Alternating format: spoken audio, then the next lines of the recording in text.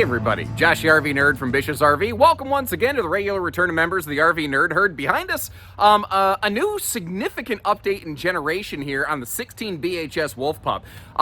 These had always been 7 foot wide in the past, and recently here they gained a chunk of weight, but they went 7.5 foot wide, and it does a lot, I think, to open up this floor plan. Now, overall, really all they did was just make it a little bit wider. They didn't really go changing the general layout of this one because I don't think they need to. This is one of their very most popular floor plans out there in general.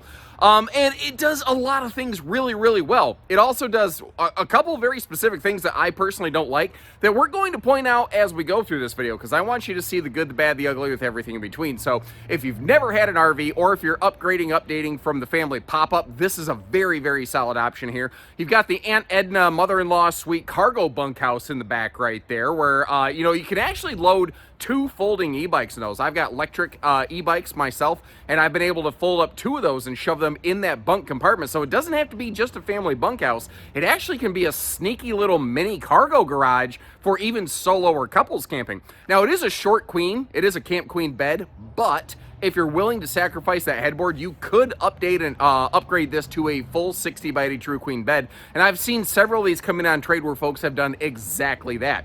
These have a 100-watt solar package on them, which is just a glorified battery tender. But while the RV's in storage, it makes sure that your batteries don't get nuked. And a couple surprising things.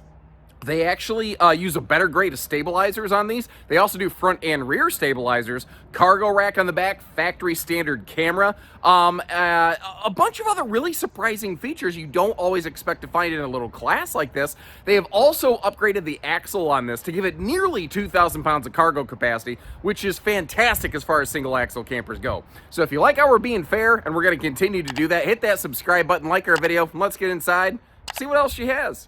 And you may notice through the video I'm a little more nasally than normal. I'm coming off a case of the crud, but generally feeling fine. It's on its way out. I'm not looking for sympathy or anything.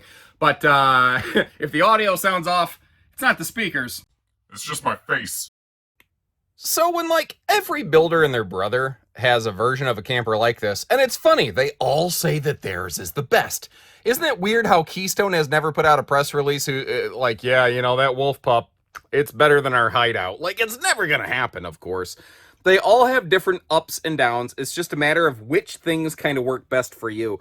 I respect what Wolf Pup has done here. They've brought some big hitter features, some higher dollar features into a lower price point overall. They're not the least expensive single axle stick and tin camper out there. They're also not the most expensive.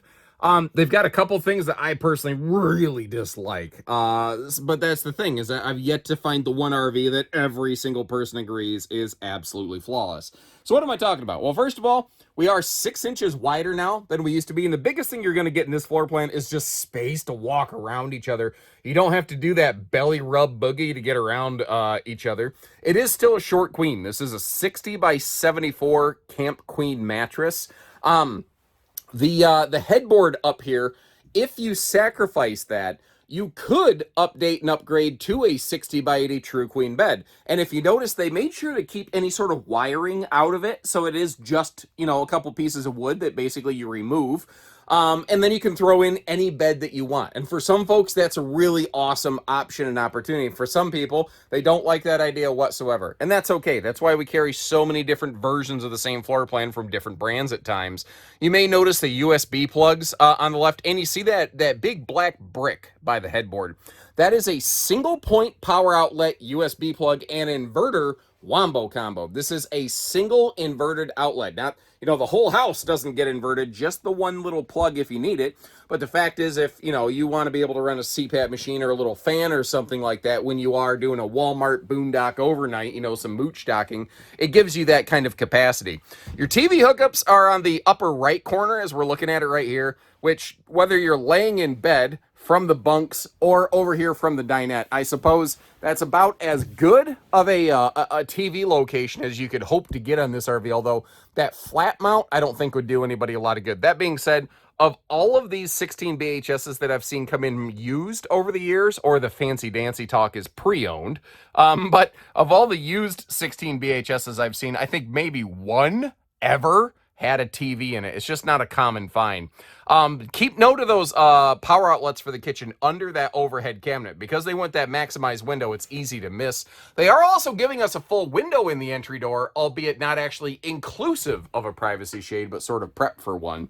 I do like the depth of the overhead cabinet above the bed as well. There's no hanging storage in this RV, but your, like, folded clothes storage for no bigger than the RV is not terrible. And again, the cargo carrying capacity on this thing, nearly 2,000 pounds, is about the best I've ever seen on a little trailer like this. They are running the pleated shades all over the place. It is prepped and ready if you want to add a Wi-Fi unit.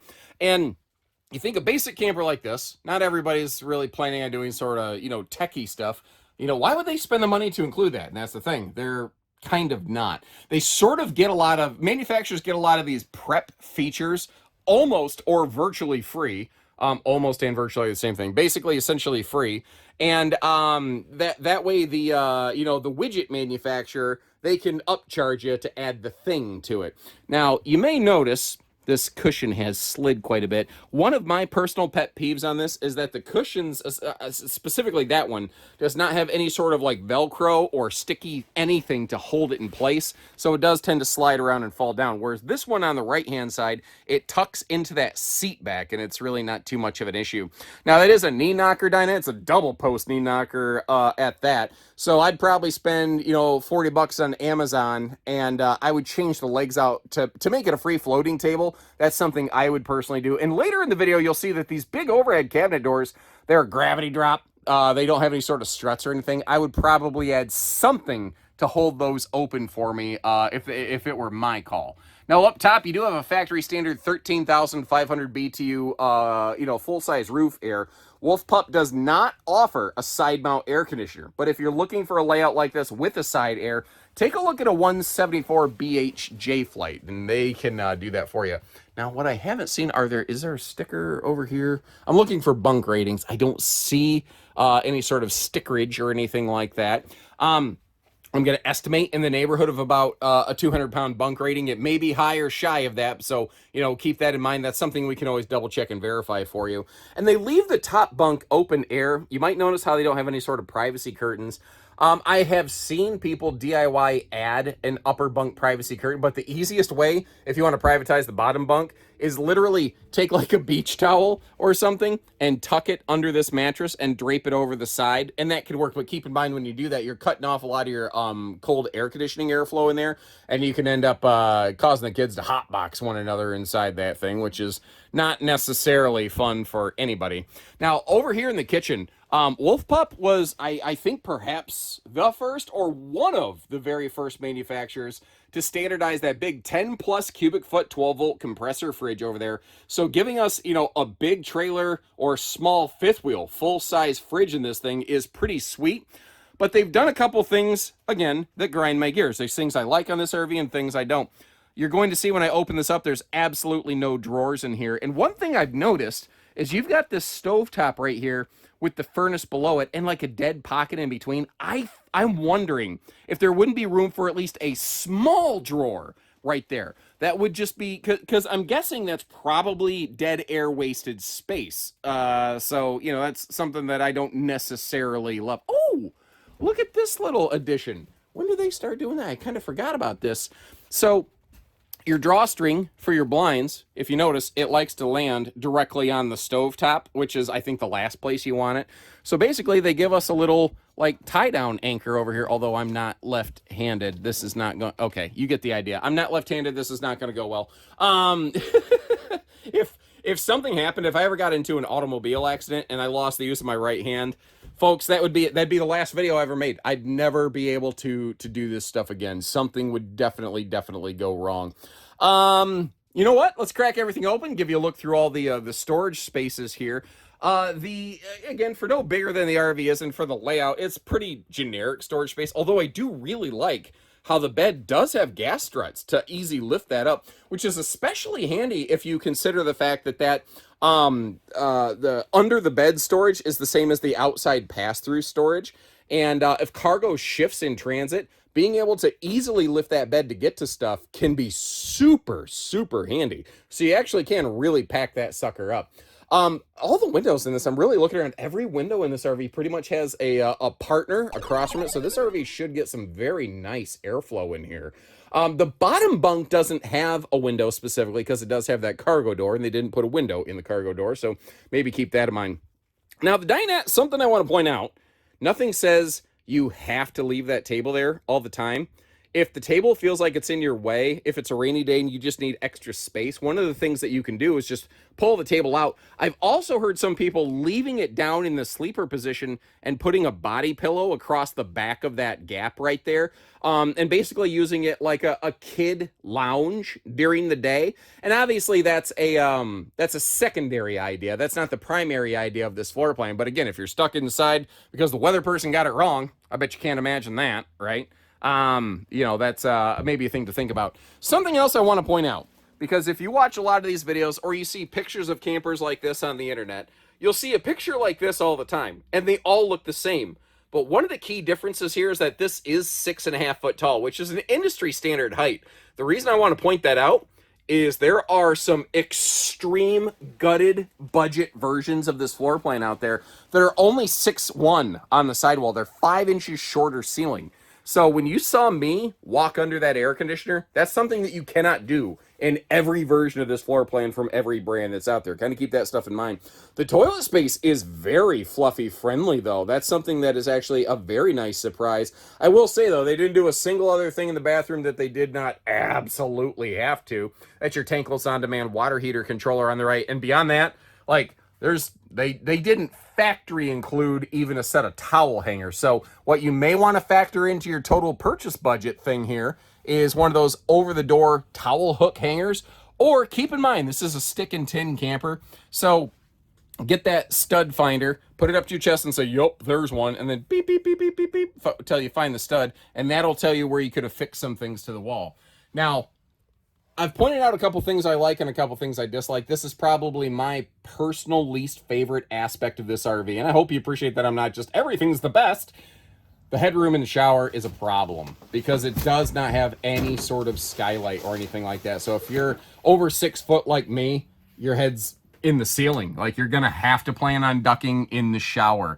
Now, they do at least give us a powered vent, which not everybody in a single axle class like this does. And if you go black label version of this, that'll actually be the big XL fan and not the small one.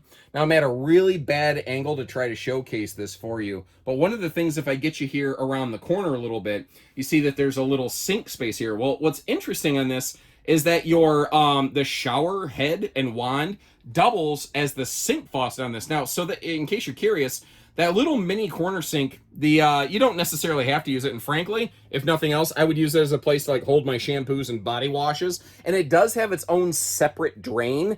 It doesn't just dribble onto the floor. So if you stand in the shower with dry feet and try to wash your hands, you're not going to end up with wet piggies or anything like that. One other thing here, down below the fridge, that is our converter fuse box. And the big red paddle switch, that is our battery disconnect. Now, what's kind of cool is the solar package does go direct to the battery. So if I flick that sucker off, and I put the RV in storage mode, I've killed all the 12-volt power that goes into the house of the RV like this, but my solar panel is still tending my battery. And that is something that can add literally multiple years of extended use in life to a common, RV battery that a lot of people exchange every couple years that you really shouldn't have to, because it's going to keep it from getting completely drained and damaging the battery. And in terms of road mode, with no slides on this one, this is simple. This is easy. What's great about that, if you pull into a campsite late at night, you don't even have to worry about necessarily putting the stabilizers down and running the slides out. You can just get everybody out of the truck, get everybody into the camper, get them slept, and then in the morning finish setting up your campsite so that you're not necessarily disturbing the neighbors, because that's not the way anybody wants to, start their trip, is by cheesing off the neighbors at 10:30 in the evening or anything like that. Simple, easy, no slide, and now with the extra 6 inches body width, it gives you the feeling of more space in here without actually still having a slide out. So one of the cool things here is that they have upgraded the GVWR on this camper so that it actually has some really good cargo capacity, but as a result, that actually disqualifies it from some of the lighter duty tow vehicles, like some smaller tow package SUVs that used to be able to handle something like this. I remember when this model actually used to weigh less than 3,000 pounds empty, and now it's like, I think the copy that I'm looking at here specifically, the weight tag on it says a little over 36. So they have gained some weight over the years. They've also gained some equipment, and most recently here, when they went to the 7.5 foot body instead of 7 foot wide, they definitely gained some weight doing that. But it's really awesome that they were paying attention to everything, because like if we look at the specific copy, the one that I'm looking at here, it says 1,924 pounds of available cargo capacity. Now that may vary slightly from the specs that I flashed on screen for you, because those are, the specs on screen are the generic brochure weights, whereas they actually individually weigh every single unit they make, which I think is a really good sign. Something else, as far as the world of stick and tin campers go, I sure don't see a lot of Cherokees back for a lot of work. Now, I'm sure that there's at least one person watching this that says, do I live in an alternate dimension? Mine's had problems. It can happen. I understand that. But generally speaking, considering the volume of the brand, I don't see a lot come back for work, you know, and you don't usually hear about the good stuff brands do. Full hot, cold outside utility shower. Tankless on-demand water heater over there, and if you notice, we have both front and rear stabilizers. When you get into single axle campers like this, a lot of manufacturers, to save a buck or two, will sacrifice the front stabilizer jack, so the RV always feels a little bit wiggly jiggly, and you don't have to deal with that here, especially considering they're using the better solid stance, or not solid stance, what do they call it? I don't know. The quick drop stabilizer. That's the name of it right there. So they're using the same kind of stabilizer jacks that a brand like Ember uses on some of their stuff here on their one of their most basic stick and tin campers. It is a single 20-pound propane tank up front. We've just got that stowed away right now. And you can see how I do have my battery box hooked up to the battery here, even though this has a solar battery tending package. Apparently one of our staff members left the disconnect off, or on rather, and the refrigerator overpowered that and did drain the battery, so that absolutely can happen. And as you saw right there, this has the Cherokee quick jack system with a little power drill and the same hex nut adapter you would use to put your stabilizer jacks up and down. What is it, 8 seconds up and down? You can operate the tongue jack on this thing and then just snug it up by hand. I think that's pretty cool. Now, because the water heater and stuff is on the other side, it's not a full true pass-through, but remember how that you had that easy lift bed, so if cargo does shift, you can still get to it. And down below here, we do have a gas grill quick connect and another look at those stabilizer jacks. Something that this one does not have, however, is an enclosed underbelly. This is not made for any sort of extreme inclement weather.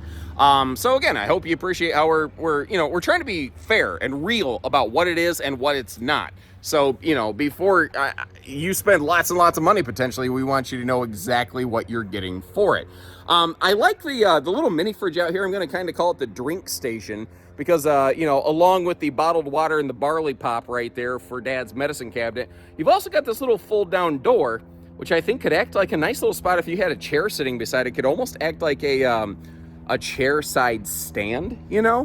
One thing that is really weird on this RV, though, is the location of the black tank flush. That is just a very strange position for it to me, especially with the bathroom back here. I'm surprised the black flush isn't located more in this area or off the back wall, but typically manufacturers will install those black flushes to give you the most direct route to the tank for the best flushing capacity.